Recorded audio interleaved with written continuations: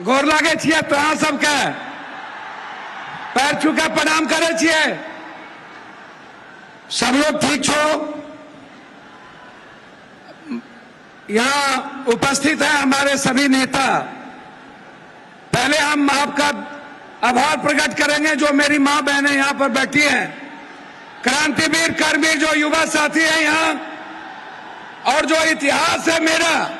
मैं एक बात आपको बता दूं, मैं सिर्फ सीमांचल और कोसी के विकास के लिए आज जो यहाँ बहुत हमारे माननीय मंत्री जी लोग जो वरिष्ठतम मिनिस्टर हैं, हमारे जीतन बाबू यहाँ पर मौजूद हैं जो हमारे लिए पिता के तरह है, चिराग पासवान जी जो मेरे बहुत ही करीब, रामविलास जी ही मेरे साथ बहुत करीब थे, मैं गिरिराज जी का, सभी लोगों का, माननीय सांसद, माननीय बिहार सरकार के मंत्री, माननीय विधायक और माननीय विधान पार्षद, और यहाँ उपस्थित इस सीमांचल और कोसी की आवाज, एक जिन्होंने संघर्ष किया, जिन्होंने जिद था, जिनके भीतर जुनून था एक परिवर्तन का, और वो संकल्प लिया गया था। आज वो संकल्प की जीत है, सीमांचल की जनता की जीत है, कोसी की जनता की जीत है, और उसके लिए हम आदरणीय एक ऐसे प्रधानमंत्री जी, एक ऐसे ईमानदार मुख्यमंत्री जी, माननीय नीतीश कुमार जी, माननीय प्रधानमंत्री जी का मैं स्वागत करता हूं। मैं धन्यवाद देता हूं दिल के गहराइयों से कि आपने हमारे सपनों में साथ दिया, आप हमारे उम्मीद के साथ खड़े हुए, और आप हमारे विश्वास की ताकत बने। आपका अभिवादन, आपका अभिनंदन।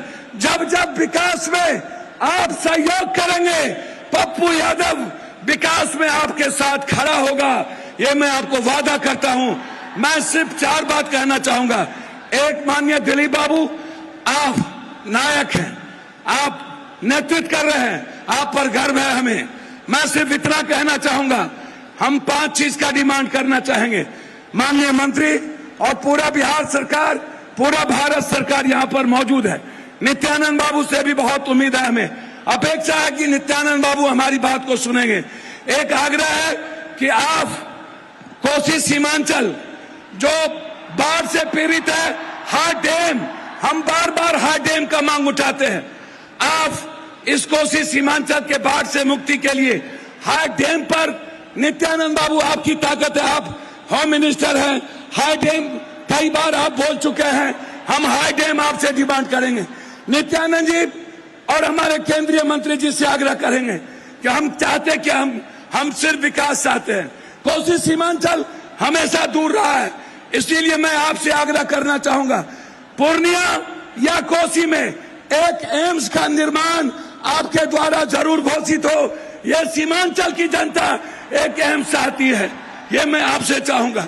तीसरी चीज आपसे मैं चाहूंगा, पूर्णिया उपराजधानी बने, पूर्णिया हाईकोर्ट बेंच बने, ये पूर्णिया की जनता चाहती है।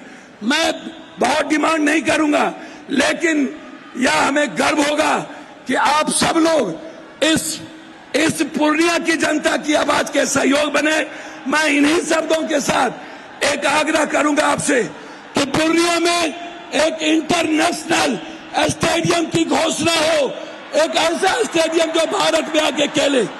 मैं इन्हीं शब्दों के साथ मैं पुनः आपसे यह आग्रह करते हुए कि आपने मखान पर और तिलकुट पर 18% और मखान पर अब 5% आपने जीएसटी लगाया है।